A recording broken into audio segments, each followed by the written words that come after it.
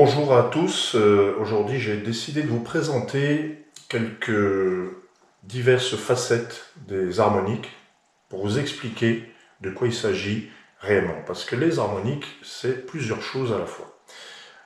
Tout d'abord, c'est un système de numérologie, mais ce n'est pas de la numérologie classique, ce n'est pas de la numérologie traditionnelle, c'est un nouveau genre, c'est une méthode inédite qui existe depuis 2004, qui a été mise au point à partir d'un jeu de cartes qui s'appelle l'Oracle des harmoniques, et qui était au départ un oracle, un tarot, enfin plutôt un oracle on va dire, destiné à tirer les cartes, voilà, à faire des guidances, on va dire, plus précisément.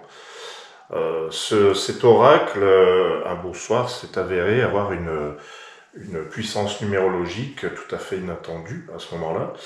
Et depuis, au fil des années, j'ai réussi à mettre au point le système euh, qui, euh, qui se présente sous la forme d'un zodiaque, avec 27 signes, et avec autant d'ascendants.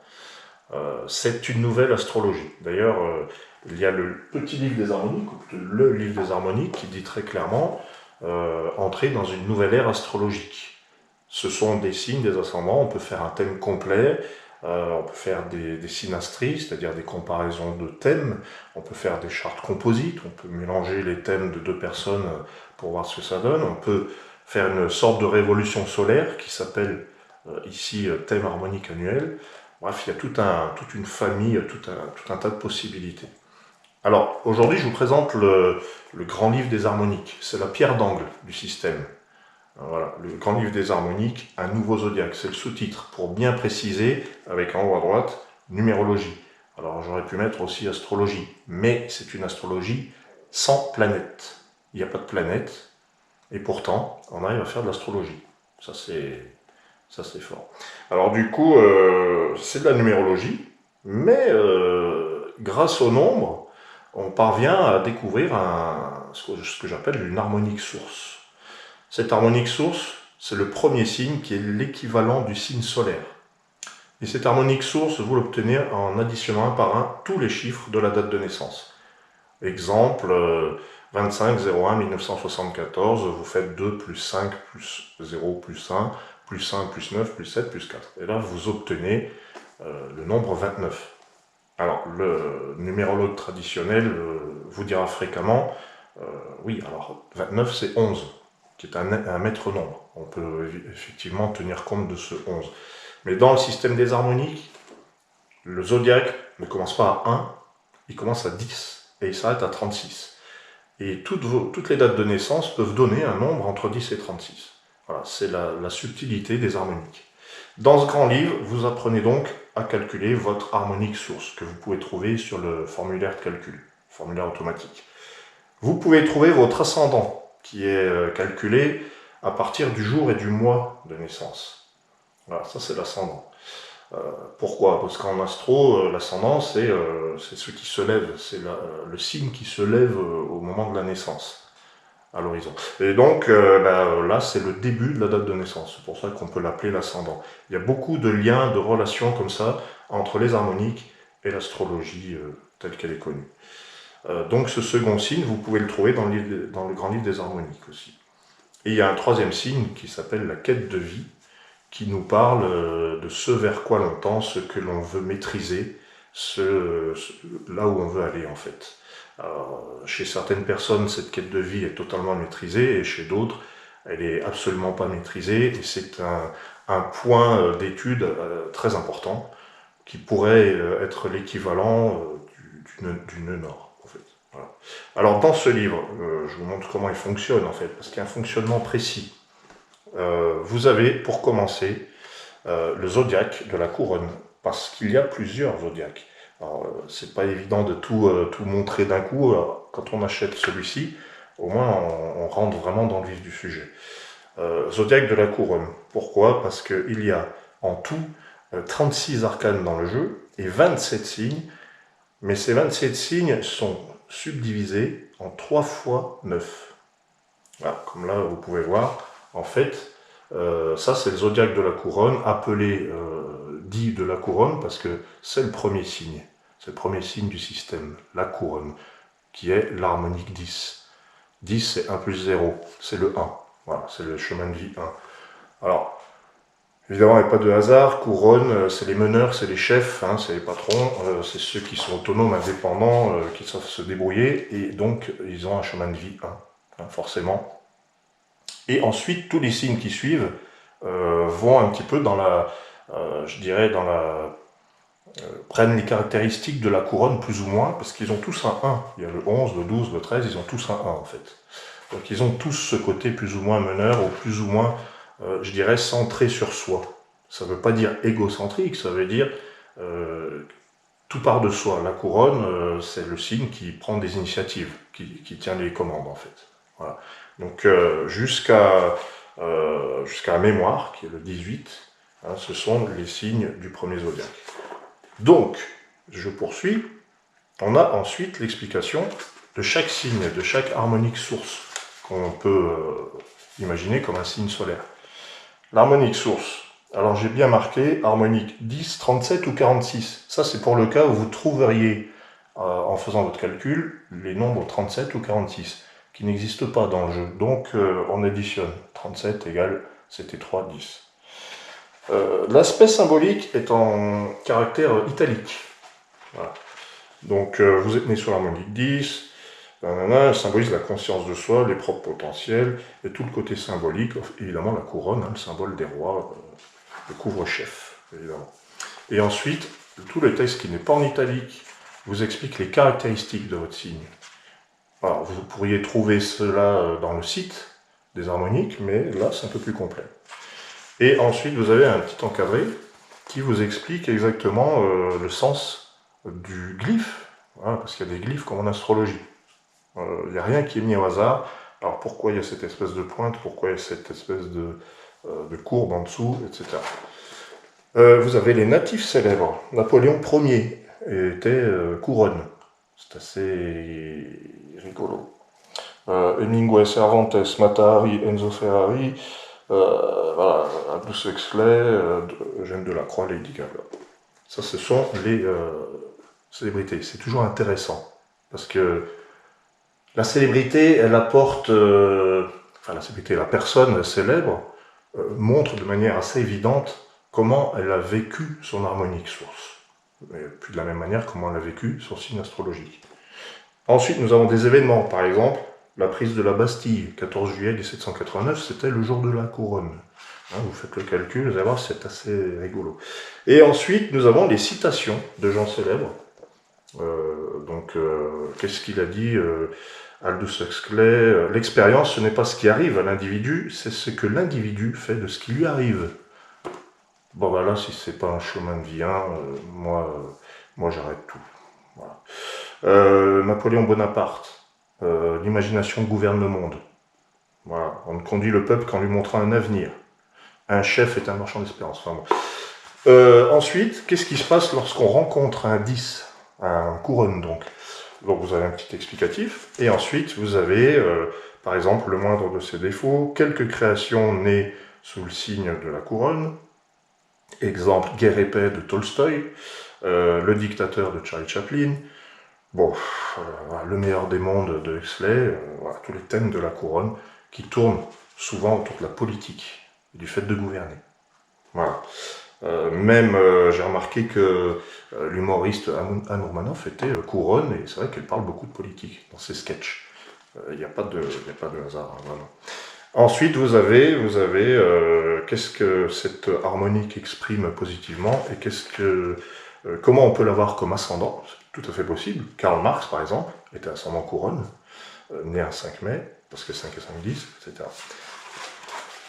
Voilà, ce zodiaque de la couronne, il se poursuit avec la foudre. Voilà, donc même chose, hein, vous allez avoir les citations, les gens célèbres, l'aspect symbolique, des éléments, l'explication du glyphe. Voilà.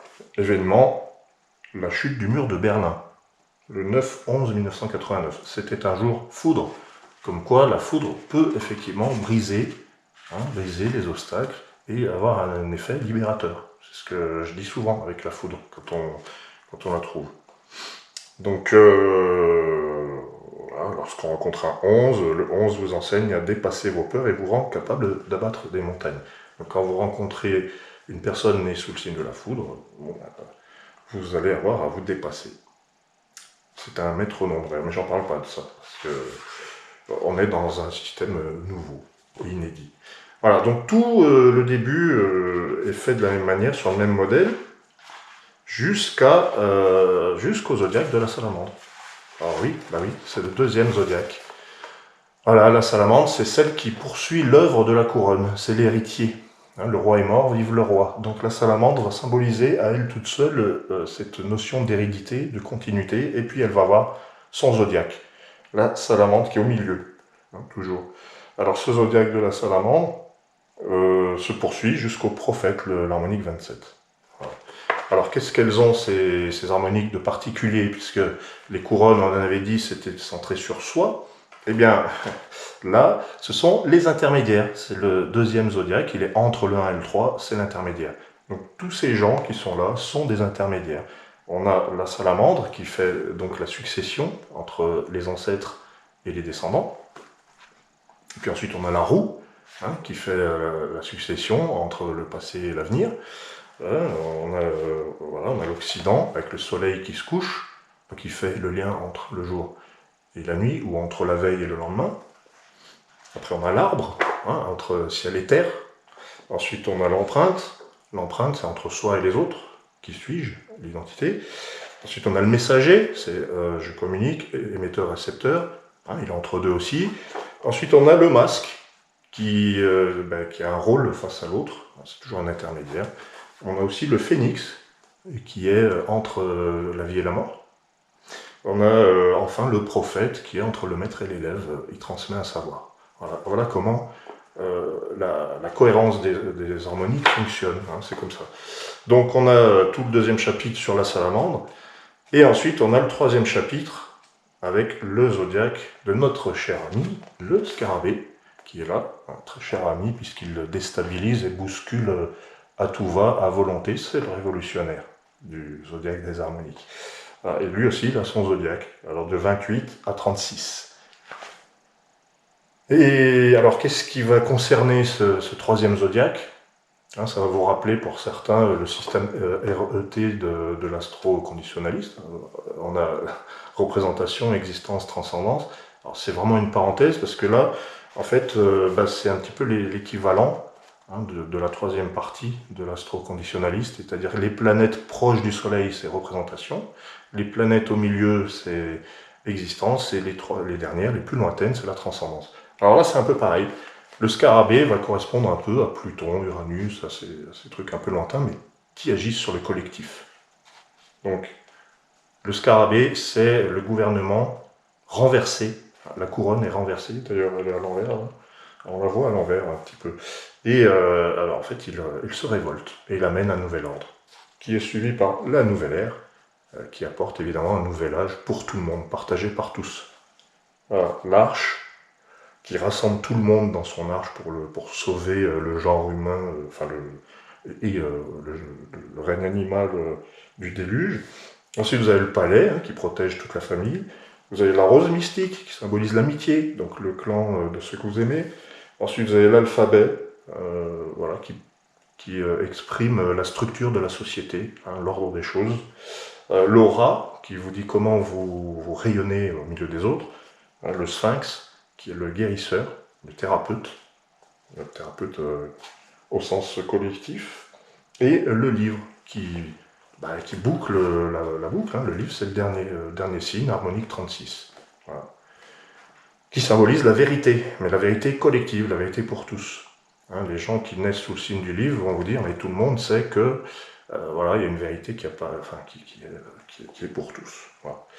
Ensuite, il y a un autre chapitre, hein, qui s'appelle Annexe. Et dans ces annexes, j'explique un petit peu le zodiaque originel. Et bien oui, il y a un quatrième zodiaque qu'on n'utilise pas, mais il est là pour rappeler que, certes, ça va de 10 à 36, mais il y a aussi quelque chose de 1 à 9. Ce sont les principes. Voilà. Donc le zodiaque originel et les principes qui sont là. Hein, le 1 au milieu, la source de vie, Le 2, le feu sacré, le 3, le corps du monde, etc. jusqu'à 9, vous aurez l'occasion de le découvrir si vous lisez le Grand Livre des Harmoniques. Et vous avez donc carte par carte la source de vie avec l'élément qui lui correspond, parce qu'il a les éléments aussi. Voilà. Et donc ça, dans les annexes, vous avez aussi la quête de vie qui est expliquée, comme troisième signe, qu'on obtient en additionnant les deux premiers. Nous avons l'harmonique annuelle, l'équivalent de la révolution solaire, mais là, sauf que là, il y a un signe.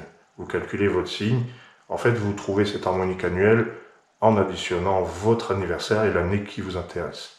D'ailleurs, il y a des thèmes complets qui sont proposés en consultation sur le site. Voilà, et enfin, le chapitre 3, alors vous avez d'abord le calendrier, pour trouver votre ascendant sans faire de calcul. Vous n'avez pas besoin de calcul, vous n'avez pas besoin du formulaire, vous allez directement dans le calendrier, page 257. Et enfin, le dernier chapitre, que j'ai pris beaucoup de plaisir à recevoir, parce que c'est en allant courir dans le Pilat, là-haut, que j'ai eu cette idée. Et à chaque fois que j'y suis allé, j'ai recueilli le message de chaque harmonie, qui parle comme si elle était un être vivant.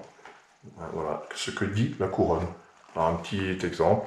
Je suis l'ouverture des harmoniques, la première fréquence, la vibration de l'élévation. Je suis la lumière de la conscience. Vous ouvrez les yeux et des tas de connexions se font dans votre esprit. Et j'ai pas dit cerveau, j'ai dit esprit. Bon, voilà. Et vous avez tout un texte comme ça, un peu poétique, où l'harmonique parle à la première personne. Donc les 36, enfin les 27 signes s'expriment et vous donnent un message un peu poétique, comme une sorte d'épopée, une mini-épopée. Voilà, donc pour le Grand Livre des Harmoniques, tome 1. Et le tome 2, qui est ici, est un peu plus précis, puisqu'il vous donne vos éléments. Alors, il y a les éléments qu'on connaît, les 4 éléments, eau, feu, terre et air, mais là, ce sont les éléments des harmoniques. Alors, on peut les distinguer sur la couverture. Blanc, feu, vent, jade, ambre, arc-en-ciel, or, noir, sacré.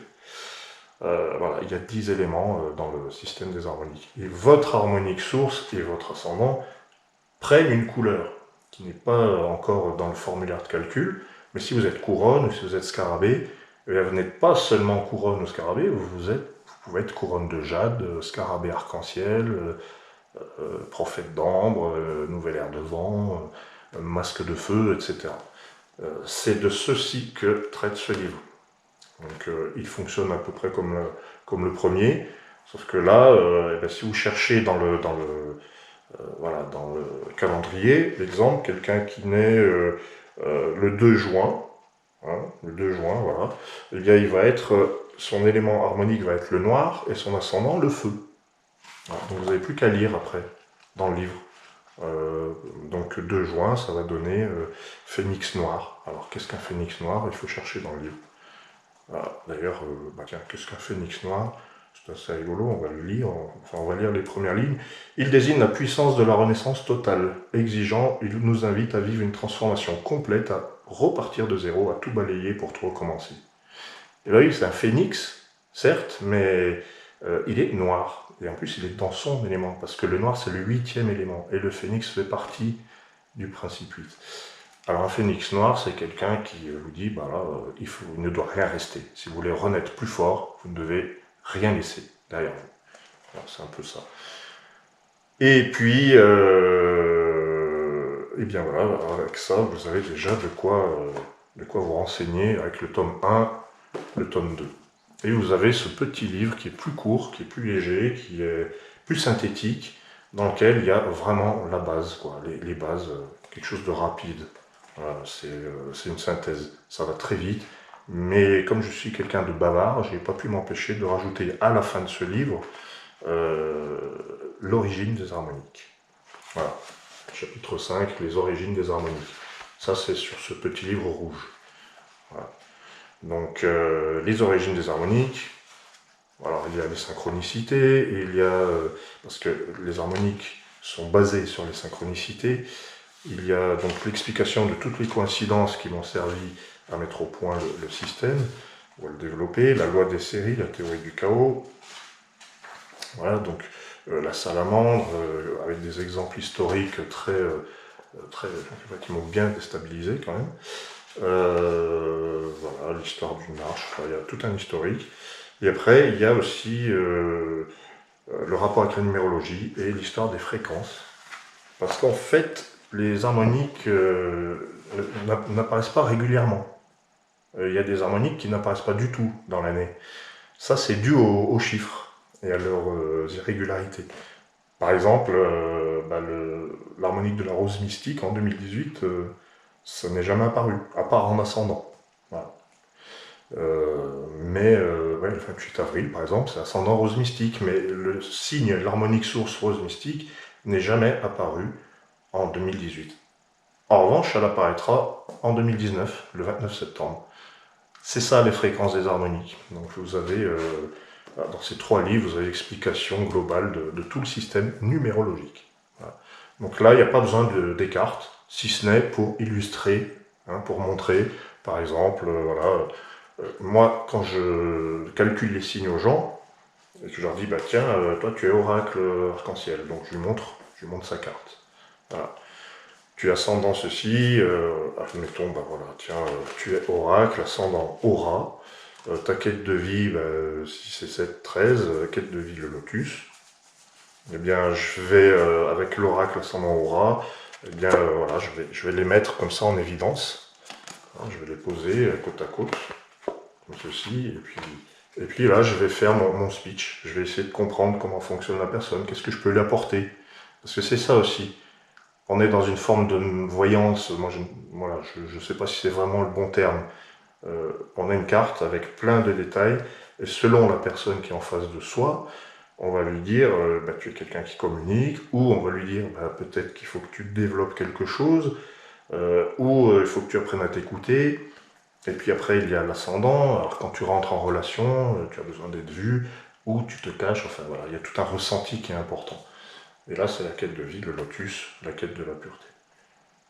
Voilà. Et ensuite, il y a le calcul du thème complet.